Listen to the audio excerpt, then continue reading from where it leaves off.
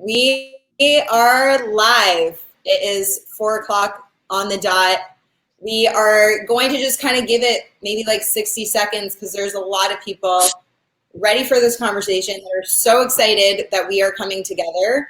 And so let's just kind of give it like 1 minute before we dive in and talk. We've got some people already on. We're so stoked that you guys are joining us today for a really, really important conversation. And throughout our convo today, if you want, tune in and send us some questions. We are going to, if we have time at the end, we're going to address some of those. If we don't, we thought maybe we'll come back to questions and just do like a fire round chat maybe at some point. But throw your questions in the comments and we'll save those kind of for the end. Well, why don't I start? I'll introduce you guys. Who each of us are in this video. If you're tuning in on Facebook, you'll see in the description there's a much more in-depth bio of Erica, Raj, and myself. But I'm just going to give you kind of like the teaser reel. So Raj GIRN is a Toronto-based multi-award-winning serial media events entrepreneur, brand and marketing strategist, media consultant, confidence coach, #1 best-selling author and radio and TV personality. And she doesn't put this in her bio, but I will say a diva goddess who has impeccable fashion sense as well. So I'm throwing that in there. And then Erica Fox is a luxury real estate consultant, a serial entrepreneur who has built businesses in Toronto, Canada, Jakarta, Indonesia. And I have to say is one of the most profound people that I ever get to have the pleasure of having a conversation with. And it was Erica who came to me and said, I want to throw this out there about having tough conversations, maybe a little awkward, maybe difficult. There's a lot of questions that are going on right now, and some people are afraid to ask this. And I love you and you love me, and why don't we bring in other people who lead in love and light, and let's talk. Like, let's have a real conversation where we're not sugarcoating things, and we're going to talk about what's going on in the world. So if you don't know who I am, if you're tuning in from one of the other ladies' platforms that you're joining us, I am a Toronto-based multi-award-winning human rights activist, philanthropist, serial entrepreneur, speaker, and wellness advocate. And when COVID's not happening, you would find me on a plane like once a month traveling the world somewhere. So it is great. We're so grateful for you guys tuning in today. Erica, I want to turn it over to you to give us the framework. Like I said, you were the one that had this vision, this idea to bring us together and to ask difficult questions, to hear honest answers, and for us to come together from 3 different perspectives from 3 different cultures. So I'm going to turn it over to you. Thank you so much. And it is a pleasure to be here with both of you. I really appreciate you, both of you, accepting this invitation to come and speak. I know that you both come with open hearts and open minds, and your candid position and authenticity is very much appreciated by me, and I'm sure everybody who is watching. And it is that candor to which I want this conversation to be framed around. I mean, I had posted a video about a week ago where I had just simply expressed my personal, the personal impact that what is unfolding in the United States and in Canada was having on me as an individual, and the sadness and the grief with which I had been struck with in watching the images and in hearing the calls for action and in hearing the relaying of personal stories. And in doing so, I was met with overwhelming support and love from people online and offline. And what I noticed was that much of that support began with phrases like, I don't know how to say this, but, okay? I don't know if this is appropriate. So, right? And it really crystallized to me that while we talk about larger systemic racism, my personal opinion is that it manifests in individual relationships as well. How we treat one another, who we hire, who we allow into our homes, how we approach people on first impression.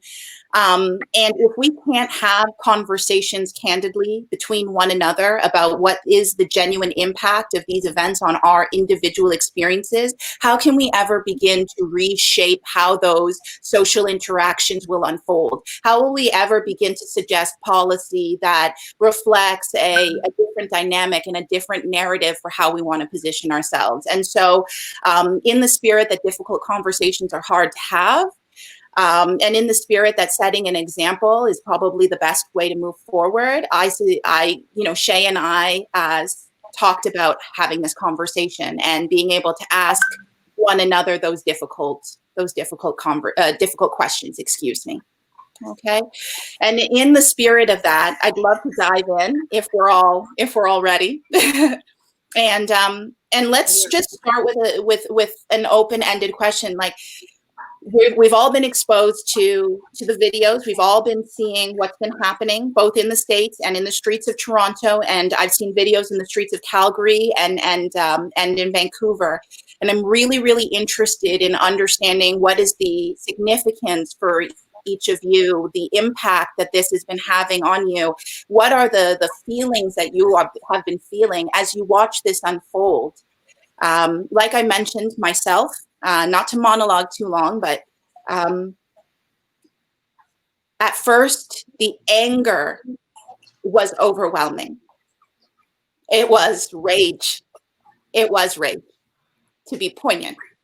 And it was frustrating to feel handicapped and unable to express that rage because I felt mired by a sense of political correctness and by the stereotype of the angry Black woman that I did not want to emulate.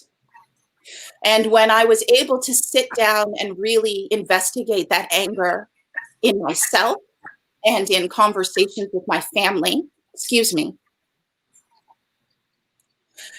I realized that underneath it all was a deep sense of grief that so many people are suffering, and that so many people are watching that on the sidelines, watching others suffer as well.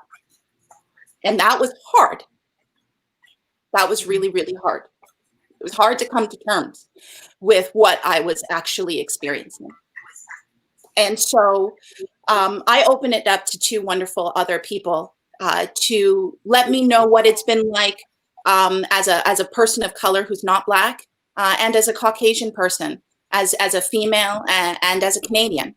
What has this been an experience for you? Well, first of all, Erica, I'd like to say that I second all of your feelings. I've never looked at myself as a South Asian or a Black or, any of those things, because I just see us as people. I see us as women. I see us as a cohesive human race.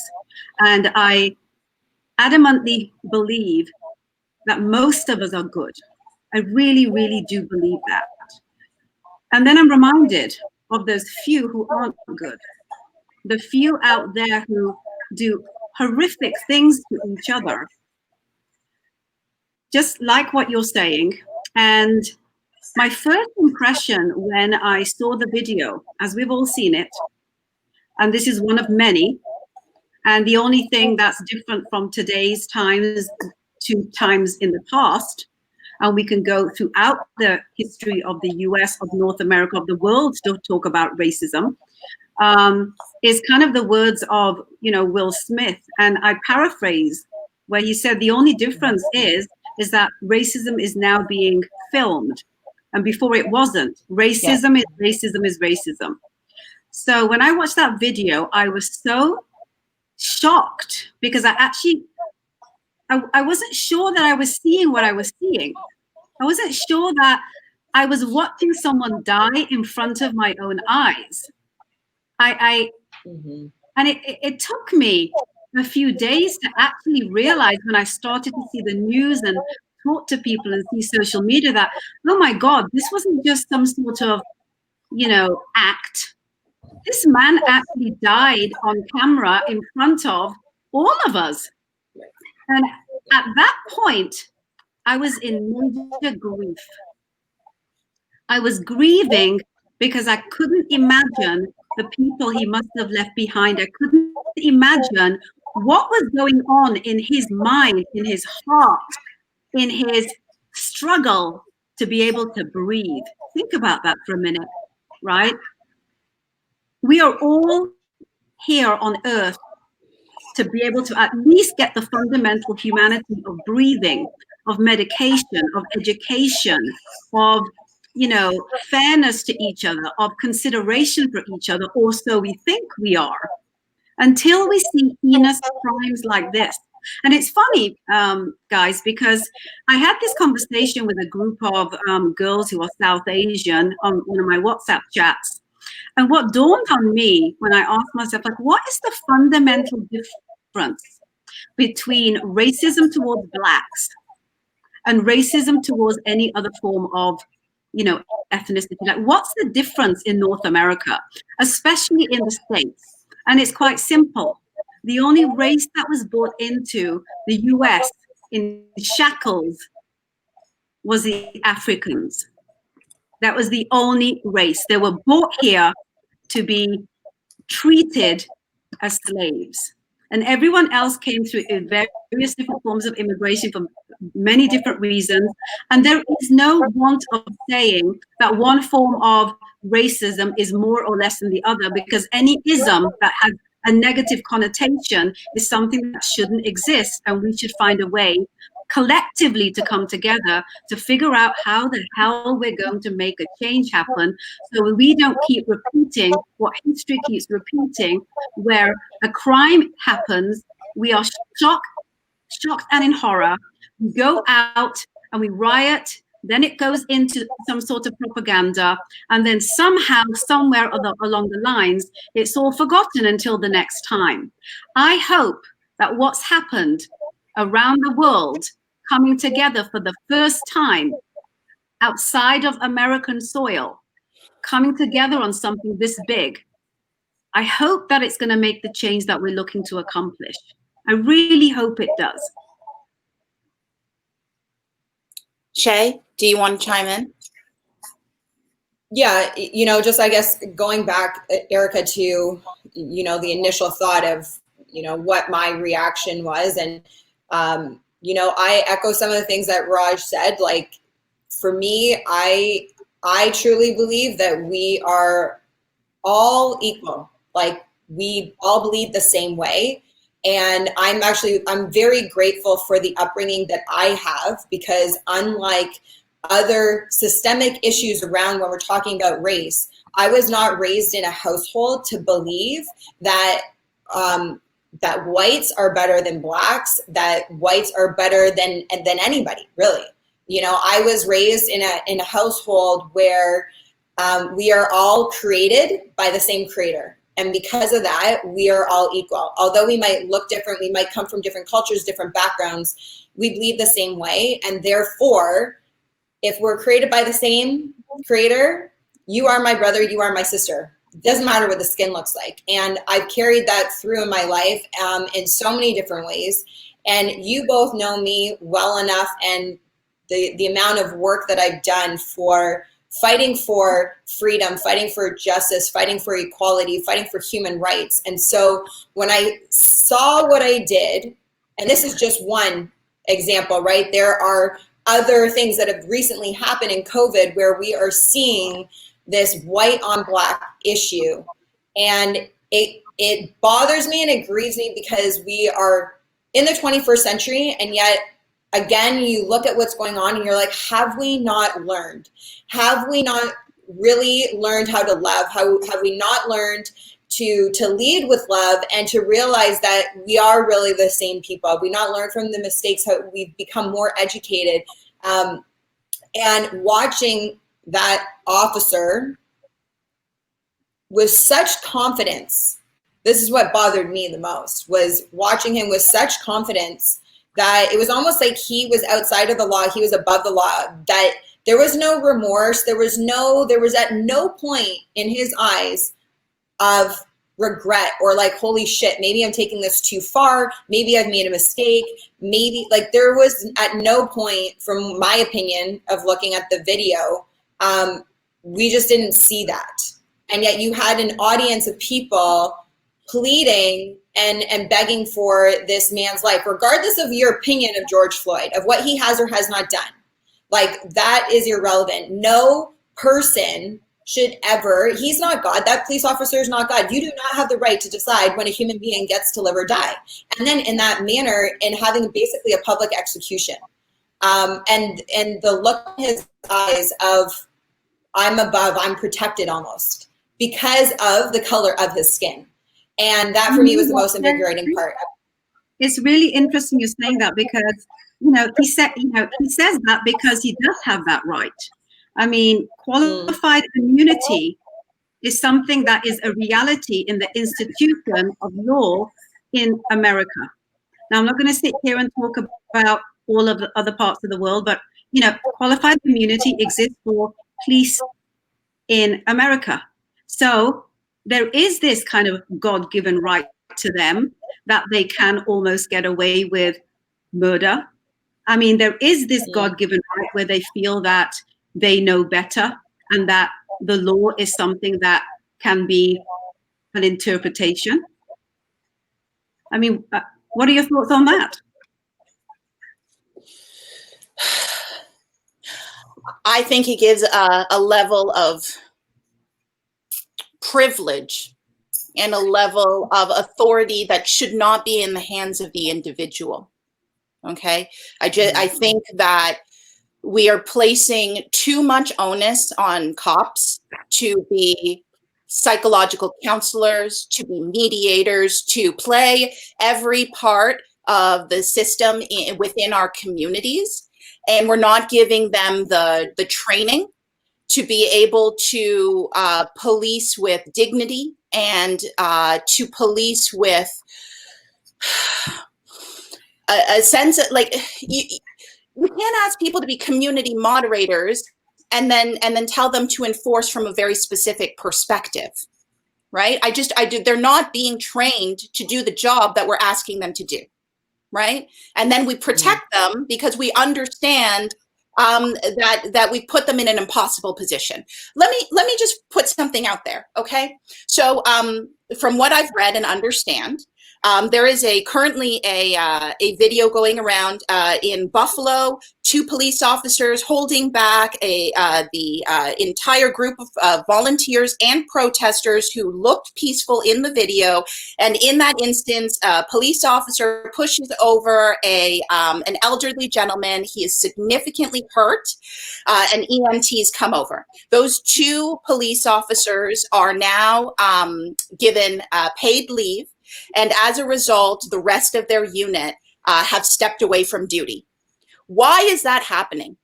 Because I think we do need to recognize that police officers are right now being coaxed on one hand to act like judge, jury, and executioner, right? And to use a level of force that is not an appropriate response to the situations that they're in.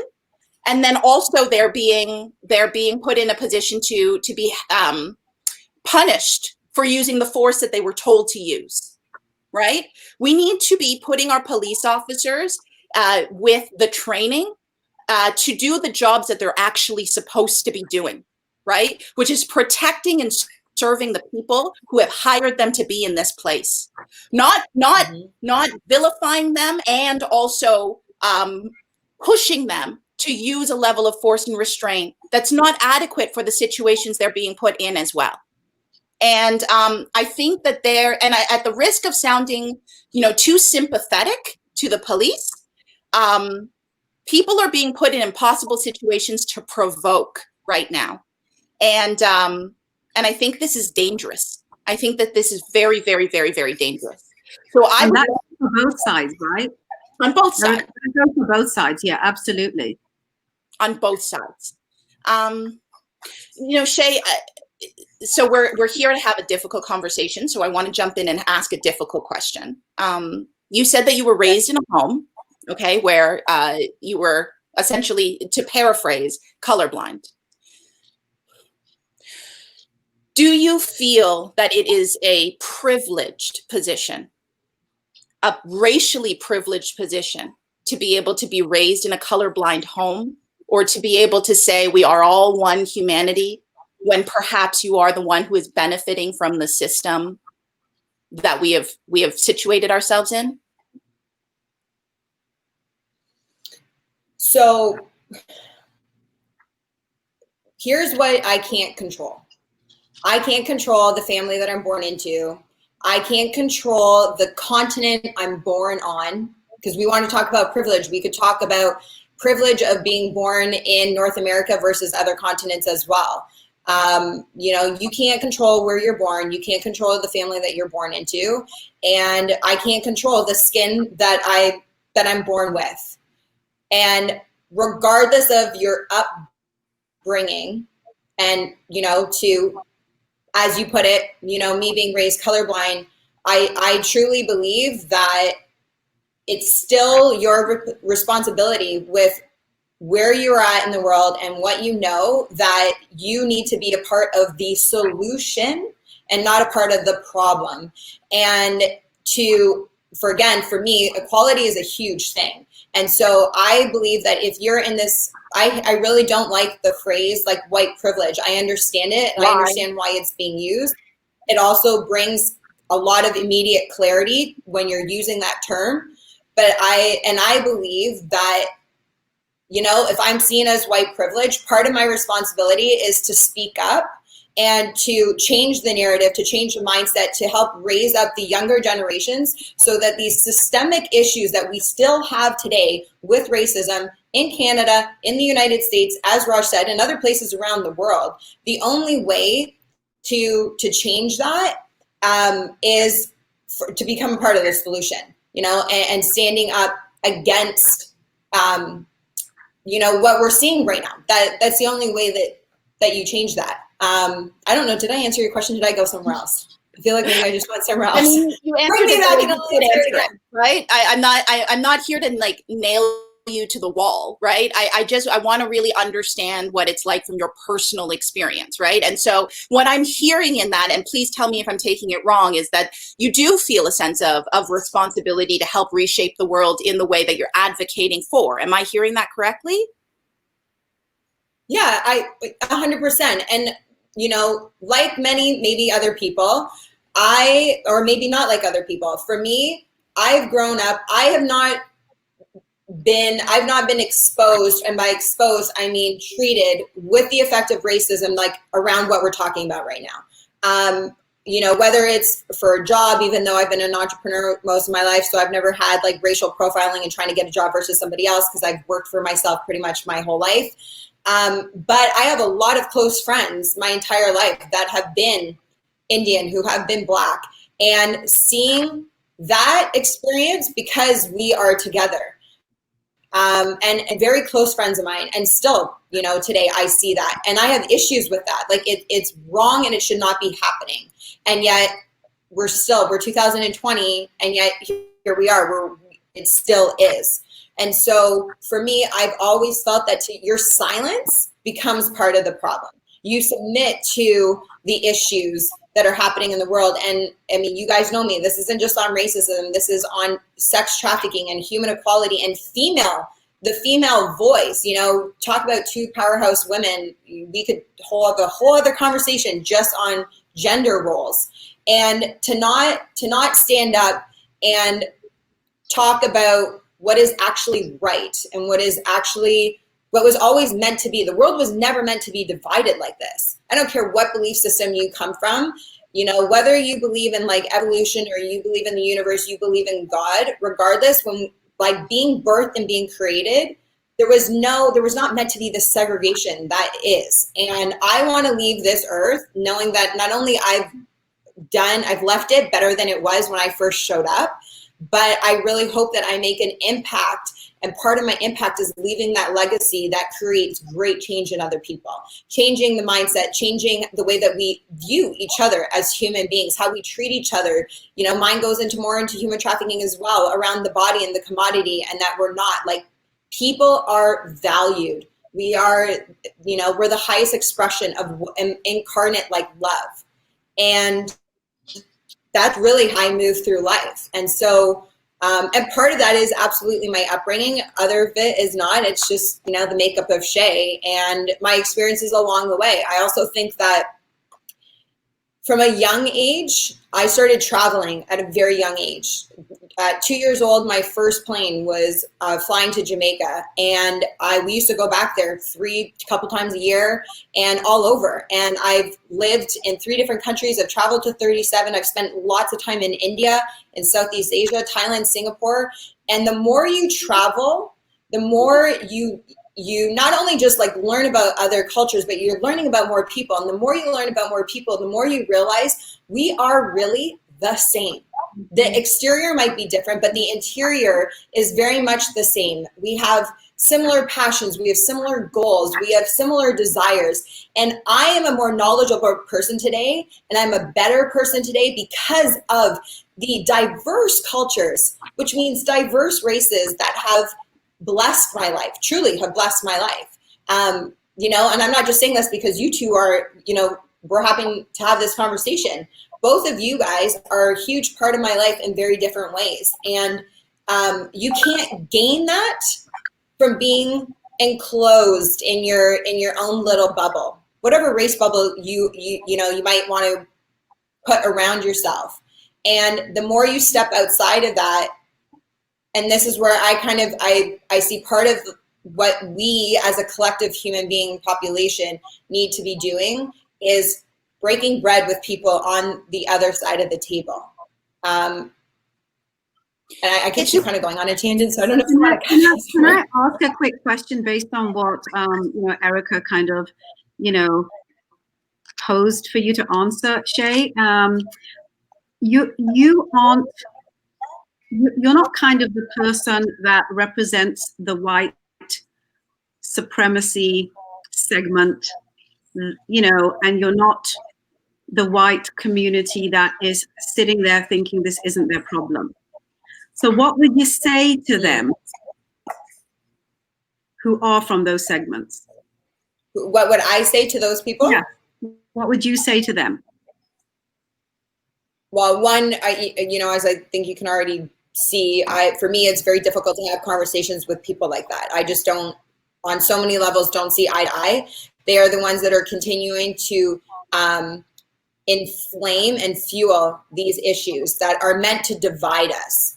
And this is what we're seeing right now. And, you know, on a different time, maybe different conversation, you both know that I truly believe that this goes beyond racism, what's happening right now in the United States, that it's deeper than that. And right now the agenda, it's doing a really good job by dividing us.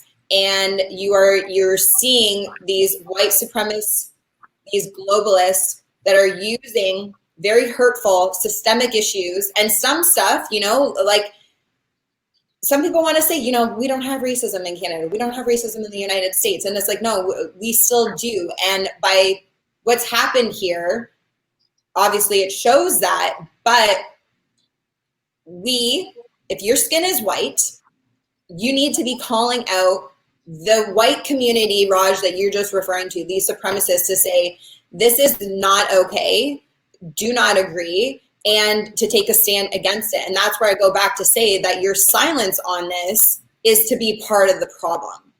If you don't come out and if you want to say like, this is not my problem, like for me, I'm like, well, how is it not? If you're a human being, it is your problem. It is a problem if you're a human being, because until we all have actual freedom and we all have equality, it is your problem. Like that's my opinion. And that's my concern is when we anchor this in the extreme of the white supremacist, because in my personal experiences in Canada, a daily type of experience, right? Some of the most harmful things are in the microaggressions, right? That are stem from being educated and socialized to believe that people who look a certain way are attributed to certain characteristics, lifestyles, socioeconomic backgrounds. So while, yes, you know, somebody who comes from a spectrum where they believe that everybody in Toronto community housing chooses to be there because they're all, you know, druggies and thieves, right? That is an extreme. What I'm concerned about is the day-to-day experience of the woman who clutches her purse because a black guy got out at the gas station to pump gas beside her, right? Because that's the person who's hiring people in our companies. Those are the people who are, organizing our community centers, and that level of manifestation of racism in the individual context is insidious, and it is dangerous, and it is harmful. And because we as Canadians and as individuals, we say, well, we're not as bad as Americans, or I'm not as bad as people who ignore this issue. So then I don't have to take the moment to be self-reflective on my own biases and assumptions and how those are filtering into my everyday interactions. And I think that it is those everyday interactions that are building the lives of Black and Canadians and people of color in the Canadian context. And that is what is damaging to the individual, sorry to monologue there.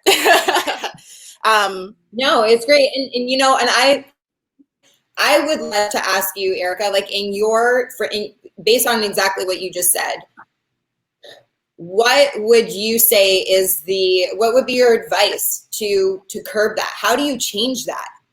How do you change that behavior? Because it's a systemic, it comes from somewhere. So, what needs to be put into place, in your opinion, to have these micros alleviated? We need to develop a consciousness of curiosity.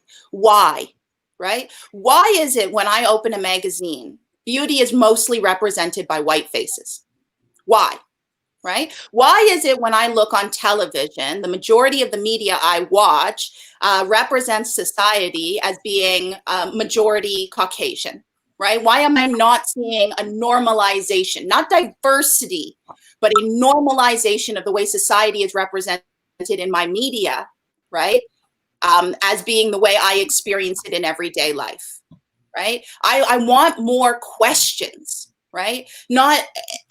And curiosity breeds self-awareness. Because when you start being curious about how the outside world is feeding you that information and how you're being socialized into biases, you start to question whether those biases are being held true, right? Why do I feel anxiety in this situation? Why am I pulling away from this person? Why do I not have more people of color in my social circles?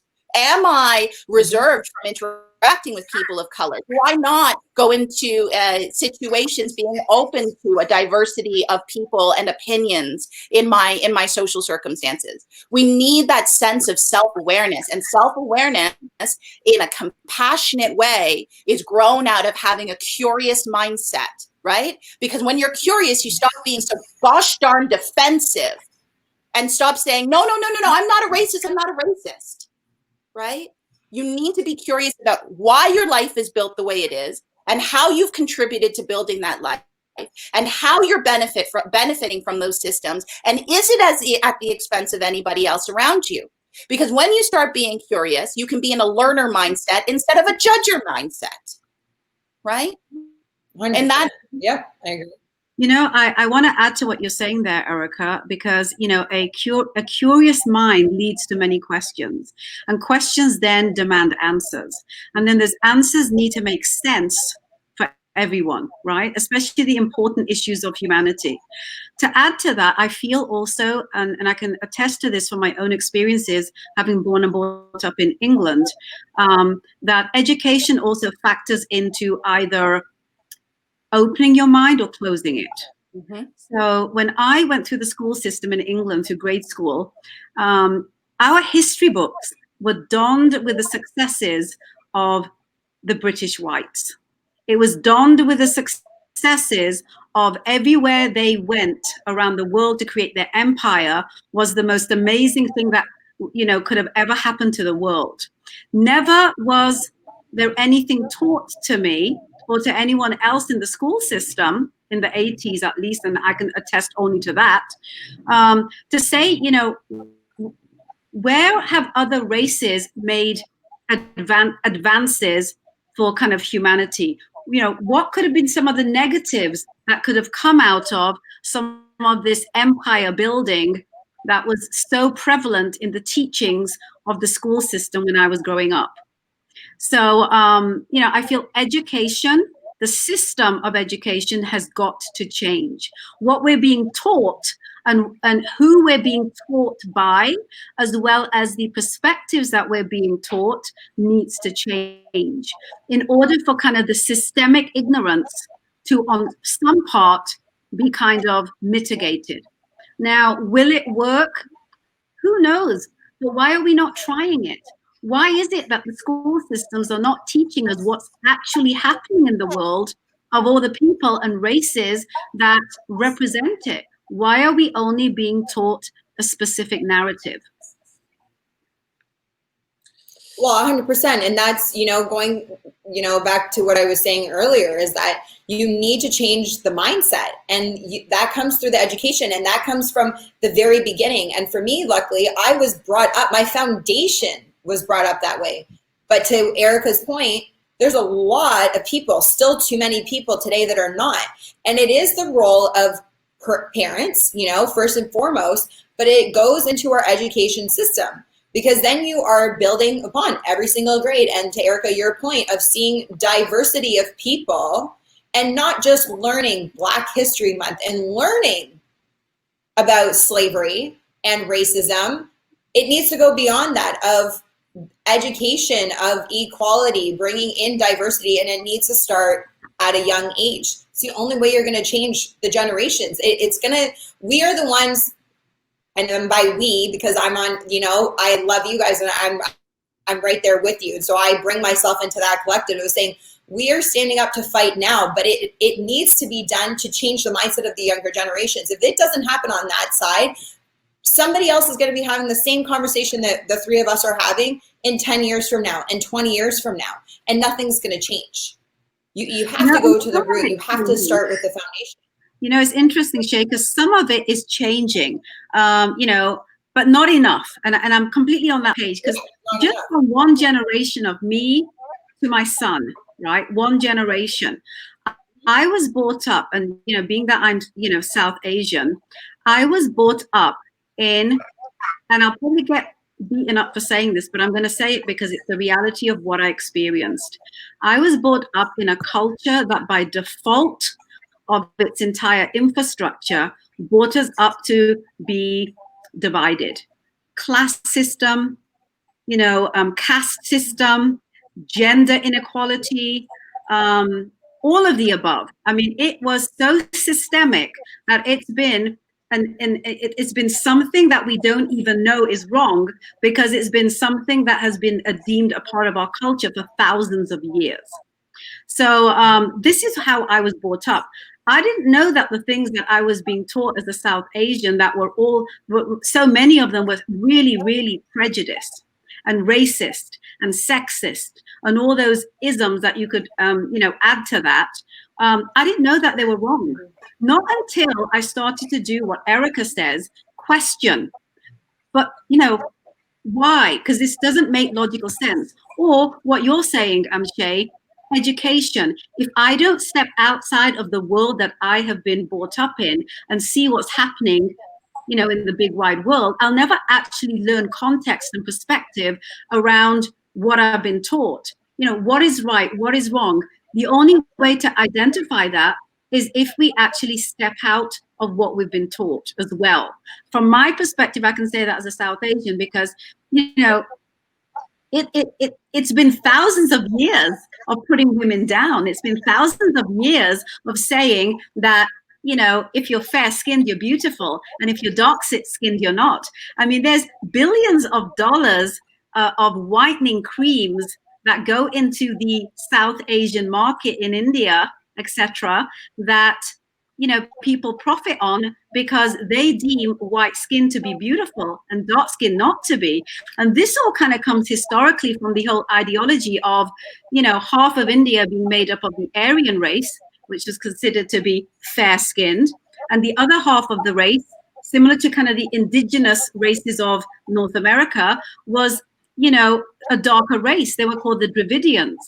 So, I think that it's so systemic in our cultural and customs that's kind of the root that I feel that we need to start in, right? I mean, we get all up in arms and upset when something bad happens, but it hasn't yet changed how racism or color is being seen, because there's always an agenda that we don't seem to be able to see beyond the reactive stuff. And just, to wrap up my long, my long kind of narrative on this, I was brought up like that, okay? And I didn't know that all these things that I was brought up believing were in fact wrong until I started experiencing a lot of the things that you guys are talking about. And I kind of set it upon myself that I wanted to make that change, in what I do, which is why I started Anoki, 15 years ago. I wanted there to be a way to identify a culture without feeling like you need to fit into boxes, right? And that everybody has a right to, to be respected and to have a platform. And I feel that's the big thing that's missing with a lot of these racial tensions that we're all going through, especially now, right? My son grew up not knowing that color was a thing. I grew up believing, and I'm being honest about this, that color was a thing, that I was better than because of a certain color of my skin. It's the way I was taught.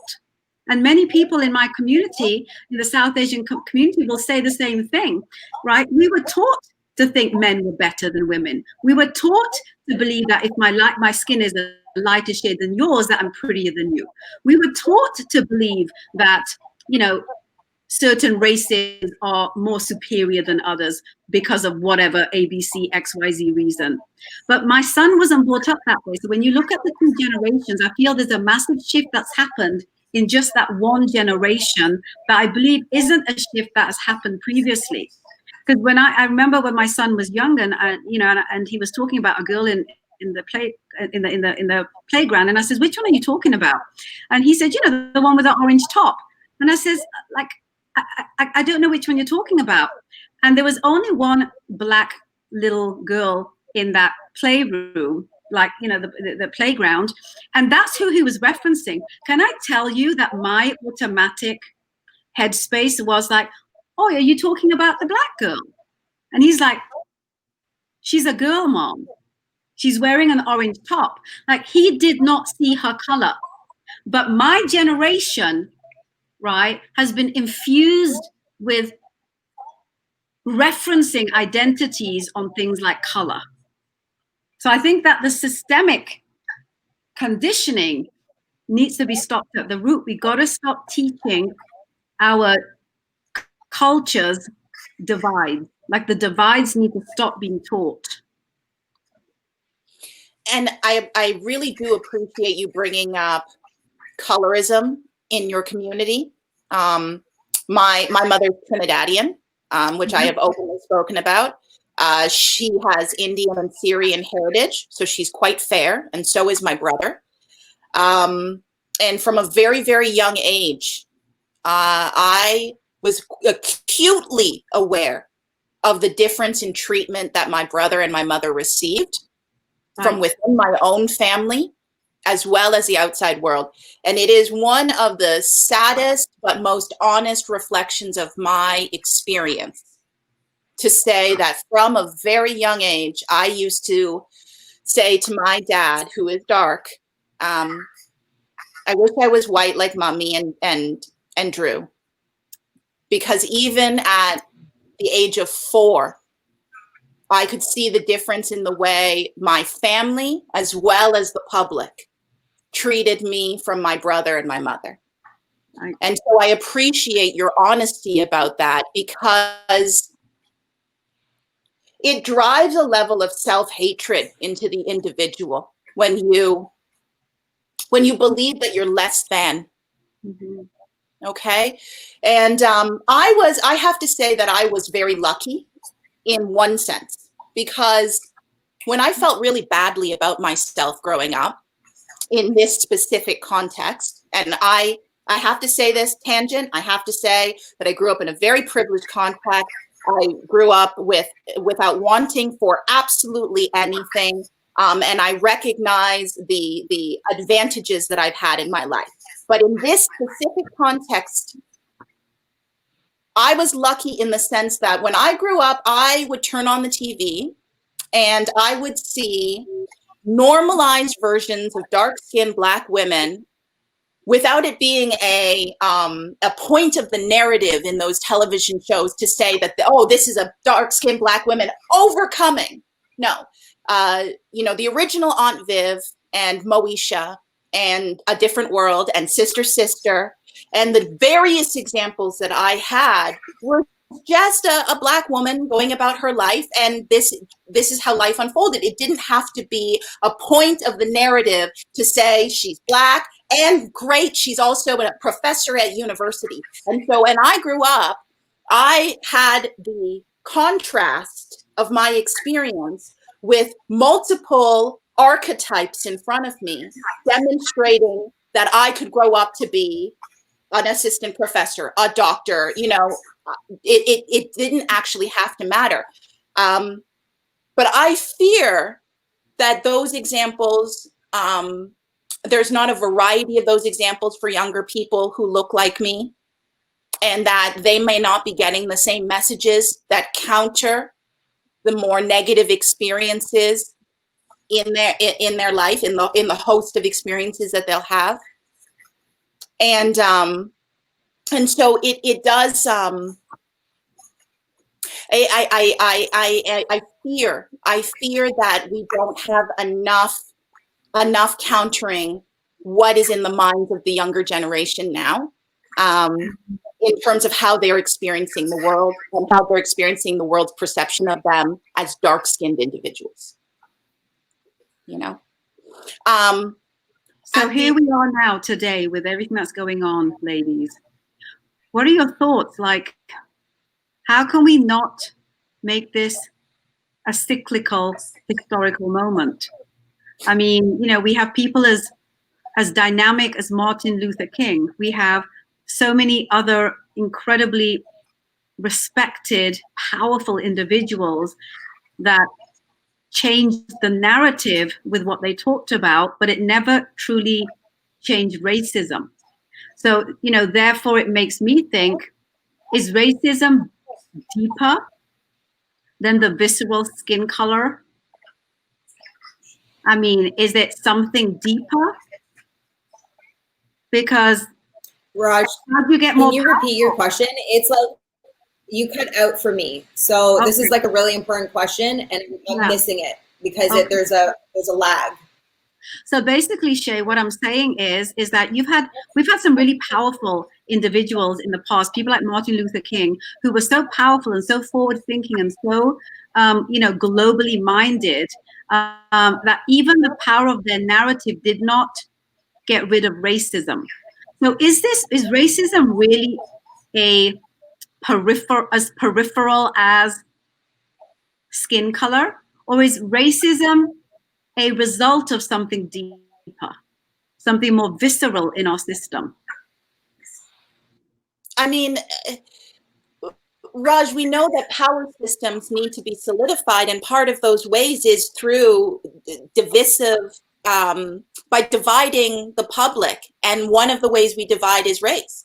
I mean, at the risk of being blasted on the internet, like, race is a construct, right? Or else you and I are the people in our individual communities wouldn't be able to physically mate, like we wouldn't be able to come together, and it's constantly changing. My husband is Irish, and there was a time when he wasn't considered white. Now he is, and so race needs to constantly be flawed in order for people in power to be able to say there's us and there's them, and we need to maintain power within the us, right? We need some way to other people, whether that's through gender, whether that's through wealth, but it is required in order to create an us and them dynamic, in order for power to be solidified. And that's right? the point, right, Erica? That's the point. I mean, why does racism exist? Because there is an inequality in power. Why does gender issues exist? Because there's an equality in an inequality in power. If there was equality in power, this stuff wouldn't exist.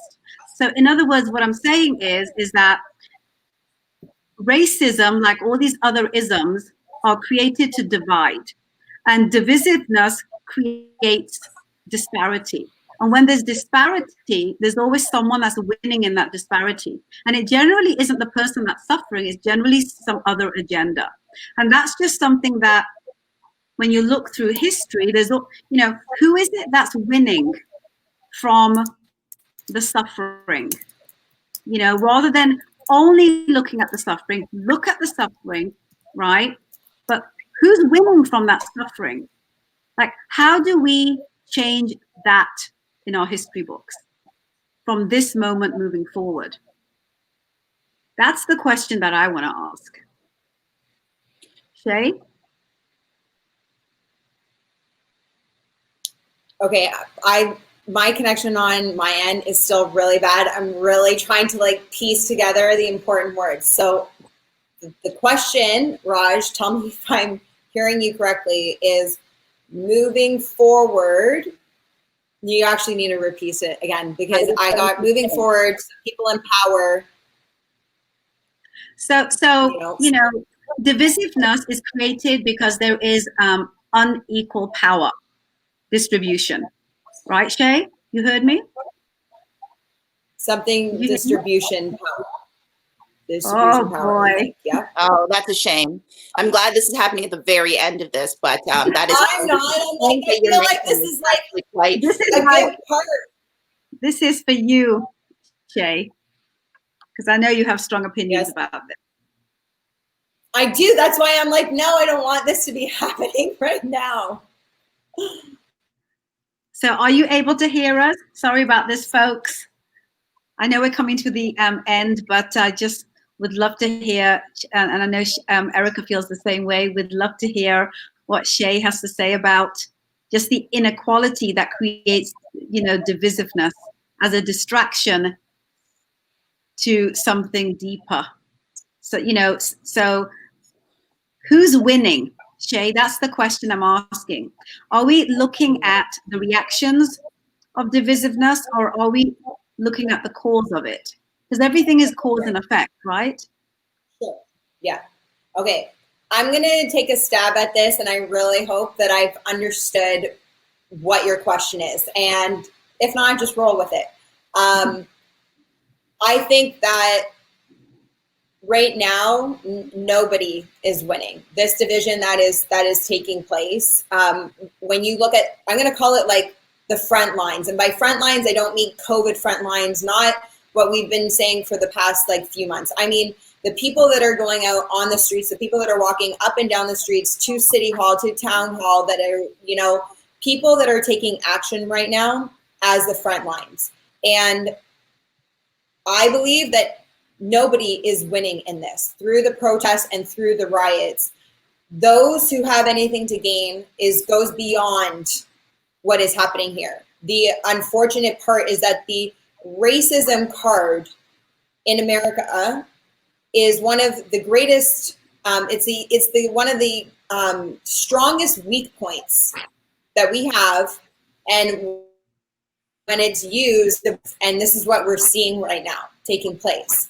And instead of coming together on big issues, there's still this us versus them mentality. And when you go into who's willing to stand, and if you start doing some of the research, even behind the talking about globalists, talking about elitists, talking about white supremacists, these riots and a lot of these protests are being funded by white billionaires that go way above. Do they care about Black lives? Don't know. Do they even care about white lives? Don't know. The agenda, in my opinion, that is being pushed is a eugenicist movement, a globalist and elitist. And what's happening right now is that something that is we have such a huge problem in the United States and in Canada, as we're talking about today, where racism is still very much alive and is a problem. And the situation is being manipulated. We are being distracted by other things. When you're talking about who's to win and to gain, it's going to play out. And we kind of almost need a whole other video for that on what's not being told right now. And while people are protesting and while the riots are happening, you know, and even riots, there's a really big difference between rioting and protesting. There's a really big difference in going out and seeking justice and creating destruction. There's a really big difference in standing for justice and going and looting and stealing Nike shoes from a store. Like, you know, and there's been this blurred line that apparently that it's all the same, and it's not the same. You know, there needs to be justice to be served. We need to come back to the core of the problem. And what's happening right now, my opinion, is we are being distracted through these unfortunate and heartfelt and heartbreaking scenarios of race on race issues to, as Raj, you're asking about who is really winning and gaining from this. There's a lot of money to be made in division of people. There's a lot of control to be gained in division of people. Once you start dividing people and you go move outside of the law and you create chaos in order to bring in that order to control people, comes martial law. When you implement martial law, you are alleviating and taking out all types of forms of government that we know. And now you're moving into a whole other, the word New World Order has been kicking around. Whether you want to say that that is a conspiracy or not, you just have to start connecting the dots. And in a time where the world is in chaos with this pandemic and chaos because of COVID, we've all of a sudden going from, and when you think about this for one moment, we've gone from nobody is wanting to leave their house. People are afraid to leave their house. People are afraid to hug their parents and not be within 6 feet of each other. Yet all of a sudden, like, there's thousands of people. It's like the switch of COVID just went on, off. You know, this other switch went on. Everybody is rioting, not paying attention. Yet there's this agenda that is taking place through these distractions. The first one was COVID.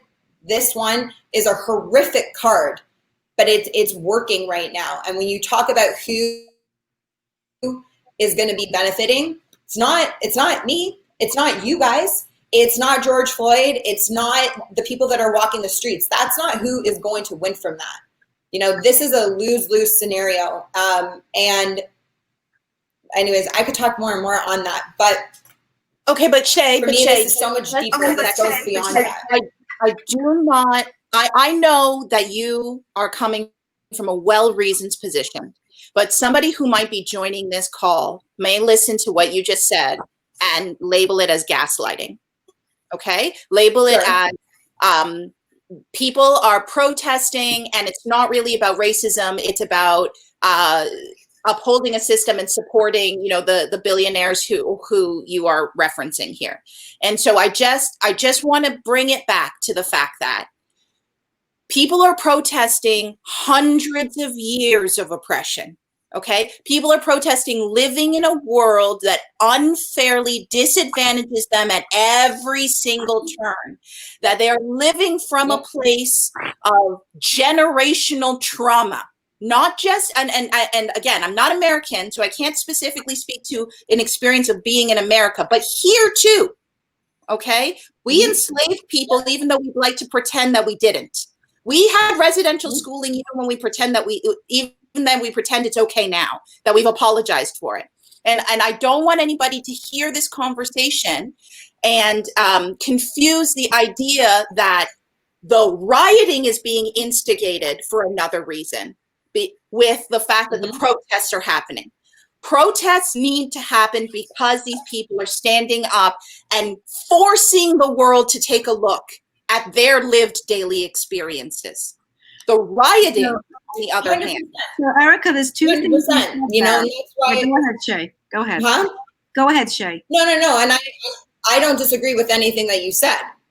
You know, and that's why I said there's a really massive difference between protesting and rioting. And absolutely, people who are going out to protest and to stand up comes from everything that you just said, and it should, and that is very different than rioting. That's very different than violence. And even in protesting, you'd still have a lot of vigilance and a lot of anger from all the years that you're referencing. I don't disagree with that at all.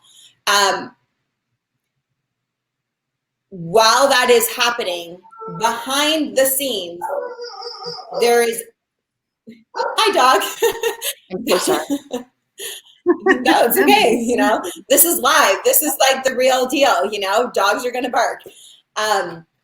But while that is happening, there are other things at play. There is another agenda.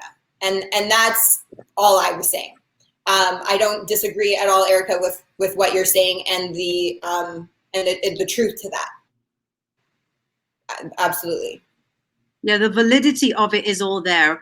You know, facts don't lie. History doesn't lie. But the only thing I have to say on that is that history also is an interpretation that we're taught. There's someone's perspective that we're taught. And the difference between history, where everything that we know is what we were told by media, when we look back, how do we know what happened? Because someone wrote it in a textbook or someone wrote about it in media. The difference today, and where I feel so confident that change truly can happen, is that we all have a camera. We all have an ability to record history that's actually happening, rather than history that is a narration that's been taught to us. And I hope that change is something we'll all step up together and realize at the end of the day, there truly is no difference between all of us. The difference is that which is the opportunity that's given to some versus not to others. I agree. My dog is still barking in the background, so I apologize as I come back into this conversation here. The last thing I kind of wanted to touch on, because I really do want to acknowledge the fact that many of the videos that we've seen are of male counterparts, and we are 3 women here who are having this conversation. And I think it's just important to acknowledge that there isn't a male voice here. And I hope you don't mind that I'm going in this point of the conversation, but I mean, do we as women have a more important role or a different role to play? Do you feel that this affects you differently from a gendered perspective? And do you feel that, like, sexism, the way sexism intersects with racism in our daily lived experiences, is an important point to address here? Do you want to go first, Shae, or shall I? Go for it. So there's so much that you said there that I'm going to simplify it in terms of my understanding. So when I look at gender, I look at the systemic divisiveness and inequity that's been created by every single culture almost throughout the world.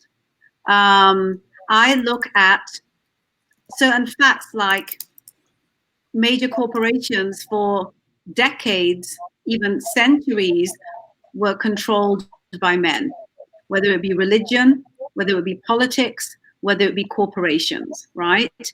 Only in the last couple of decades have we actually seen a shift happen where women have risen up to positions of power in these areas, right? And what are some of the changes that we've seen happen when women and their perspective is brought to the table? Just from a corporate perspective, without going into all the others, because that's like a whole other 2-hour conversation. But just from a corporate perspective, because I mean, I live in the world of corporate and entrepreneurship. The shift I've seen when you have the female narrative added to the picture is that female-led companies, and I'm just going to use this one fact, but I'm not saying in any shape or form that this one fact is everything that I believe in, but it's one fact that justifies the statement that's going to come after. And this is, when you look at venture capitalist companies that give money to, you know, men founded companies versus female founded companies, right? You'll always find, statistically speaking, that female founded companies are far more successful, right? And the difference is gender. The difference is in how we're brought up from a gender perspective. The difference is that gender is still a struggle we feel as women that men don't feel in the same way, because they, by default, history has taught them that they are the better race, the better gender, whatever the word better means to you, right? So if you look at it to what you just said, Erica, if you look at it in terms of this entire war on racism that's happening right now, right? Will a female perspective be better suited to fight something like this? I think it would, if I base it just on that one example I gave you, but there's many more that come from that. I do believe that women are far more collaborative in my experience, right? I'm not saying that, I'm sure someone will say something other than that, but I feel women are taught to be, even from the house, right? We're taught to find a solution that will factor in everyone in the house. It's how we've been brought up throughout generations. Men have been taught that what they want and how they want it is the way it is, because they are the ones that bring home the bacon. It's just the way it's been. So with that ideology that women are by nature and by conditioning collaborative, I do believe that our voice could make that difference that it hasn't made in this, in the racism that hasn't made that difference in the past, because our voices as women weren't powerful or spoken or even had any kind of identity in past racist situations. I mean, time will tell, but I truly do believe that it will make a difference because of that. Mm-hmm. Mm-hmm. My concern, I think, is that I feel like women of color are at a level of risk that maybe we don't necessarily talk about the complexity of what that risk is. Right. We can be harmed in a physical sense. We can be harmed from a racial perspective. We can be harmed from a gendered perspective. And to take up that mantle, I feel like we are in a much but we have to stand up, Erica. Much more vulnerable position. But we even though we are strong. Erica, we have to look at us, three women here having a very important conversation. Why are we having it? Because we believe that our voice can make a difference. We believe that our collective can make a difference. And we are three women that have been brought up in very different cultures. But the essence of what we're all talking about is the same. Mm-hmm. Our voice will make a difference if we believe that together that we can make a change happen. Mm-hmm. Mm-hmm. This is so live, it's unbelievable. When I see the Amy Cooper video, it scares me because I feel in some ways, I understand that people see it as a white person using their authority in that situation to weaponize Blackness against a Black person. But there is a part of me that feels disgust about it from a female perspective as well. Did anyone else maybe echo that feeling? Because to misuse your place as a woman and pretend to be having to have violence perpetuated against you kind of reinforces this idea that not all female claims of violence are true, and that we have to really interrogate the victim in that scenario to make sure that what she's saying is true. And then you go and see somebody like obviously lying and doing so with such passion and vigor while knowing they're being videotaped. As a woman, I shook my head from a female perspective, because it did, in my perspective, did such damage to all of us from a credibility standpoint as well. But that's kind of how systemic racism shows itself. It's how it shows up. Is that I don't know the full story of, kind of what happened there, but my thought would be that she would think she's better because of her race. I'm talking about the woman that spoke up so strongly and, decided that she was the better female. That's kind of what I got out of this conversation and what I got out of what happened here. So I agree with you, Erica, that, there are a lot more risks, but there's so much to be gained if we come together. And, are there going to be people within our gender who are going to be, victims of systemic racism on the other side, thinking they're better because they are lighter skinned or they're a certain race? That will be there. You have to know that reality will be there because systemic racism teaches them that they are who they are and they are better. That will be there. Yeah. And I think too, it's like, the power of our voices when you each of us start speaking up as women, talking about specifically gender right now, it encourages and inspires other people to do that where they may not have felt that strength before, or maybe they had some of the concerns, even Erica, that you brought up. And this is where we see that ripple effect, and one by one, little by little over time, we make these changes and we make these shifts that are happening. I know we're talking about, racism right now, but even look at the Me Too movement and how that years ago would never have happened. It just never would have happened.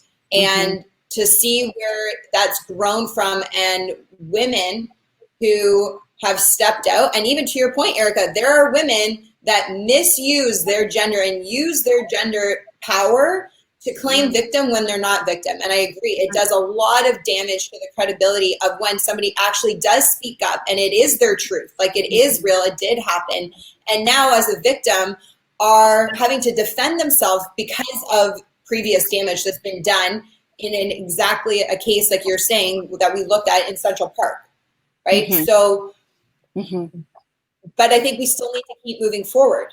As Raj is saying, that doesn't mean that we stop. It doesn't mean that we go, well, that one ruined it for all. It's yeah, you definitely caused damage, but we need to continue to move forward, and we need to still encourage women to rise up, to know their power, to know the voice of their power. That came from you, girl. Claiming the power of your voice. And I think that's what we need more of. We need more women that think like that, to birth that in other women, to encourage that and have that ripple effect, that impact move forward. Amen. Amen, sister.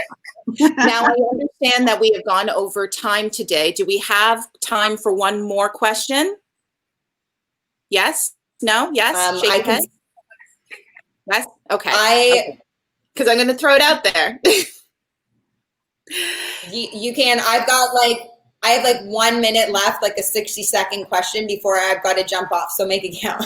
Okay. Well, this is a bigger question. I think this is a bigger question than 60 seconds, but I am curious as people who live in Canada, and two of us were born here, what it felt like to watch your prime minister take a knee, knowing his past and his transgressions with blackface and his interactions with the communities of color. I was just interested in your reactions on that. My few minutes on that one, because I know it's the last question, is that I think good on him. I think that, he's said in words, even when the blackface happened, that he was ignorant towards what he did. He didn't actually see the impact of what he was doing. And he said it was wrong and he apologized. That for me is good enough. The fact that he took a knee, he had the t-shirt Black Lives Matter on his knee, and he was out there with everyone else. I think that says a lot to the fact that he is a prime minister that's in touch with the needs and the needs on this level, at least, when it comes to representing Canada. I do feel quite comfortable with how he handled it, because I've never seen a prime minister in Canadian history to have done that in the past. And even, standing up and apologizing to the indigenous, community and the tortures that they went through. And he did do that, and he didn't have to. So I have to accept that he is good for his word, because he hasn't given me a reason to think otherwise. Okay. I disagree with the idea that he didn't have to. I do believe that he has to. As somebody who represents all of Canada, in my opinion, I do believe that it is important. But you can get away with it, right, Erica? You can get away with it because of who he is, just like every other prime minister has done so. I agree with you. There are so many things that should be should be, but they're not. And they get away with it because of who they are. But he decided to, knowing that he'd get a lot of criticism from people like us, right? He still decided to take it on. So I got to give him his just reward for that. Okay. Fair enough. Shae, anything you'd like to add? I think I think it plays into as well that he's in a very different position, obviously being the prime minister and being the leader of a company or a country. You step into representing the history, you take it on. He's not responsible for a lot, but you are representing. And so part of that is your leadership in recognizing the past and saying, this is how we're going to change the future, and owning that. And I think that is important. And so Raj, I agree. I hear with you. And I also then, I'm with Erica, because as well, being that I respect that. He did. Sorry? I respect that. I'm like, right? Like if you are coming in and you're representing a country, you're representing all of that. And then you need to acknowledge in order to change the future. Yeah. So. And with that, changing the future, we've come to a conclusion here, right? Could I have asked for a better ending, Shae? You are the master of the microphone, my love. With that, I do want to say I respect your time and your opinions. I thank you so much for being vulnerable, for putting yourself out here like this. The internet is the wild, wild west. And so, it is hard to have those conversations and even more difficult to have them online. So I thank you, Shae. I thank you, Raj, for being such beautiful, brilliant lanterns on a very, very dark road, and for helping to shed some light from a very personal perspective. So thank you so much for coming today. We're grateful for you. Thank you, guys. All right. And on that note,